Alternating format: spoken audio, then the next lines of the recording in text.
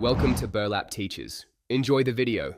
You start by ensuring you have admin access because changing limits requires permission. Once done, open Settings and go straight to Screen Time or Parental Controls. This is where App Limits live. You choose the specific app or entire category now instead of later, so the rest is focused. Make sure to think about weekdays versus weekends. Set different rules if needed.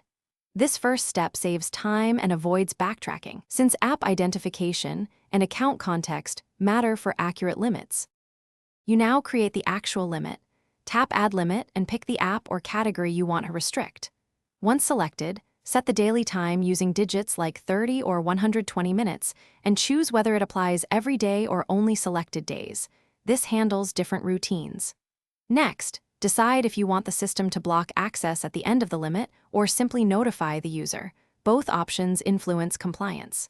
Finally, save the limit so it takes effect immediately and logs usage. You finish by reviewing all active limits in App Limits and then test. Open the app to confirm the restriction triggers as expected. If results differ from intent, check screen time reports after a day or two and fine-tune the minutes or days. This feedback loop ensures the limit fits real use. If enforcement fails, make sure the device is signed into the correct account, that settings sync across devices, and then restart the laptop. Often a simple reboot fixes lingering permission or cache issues. Thanks for watching. Consider subscribing if this video helped you.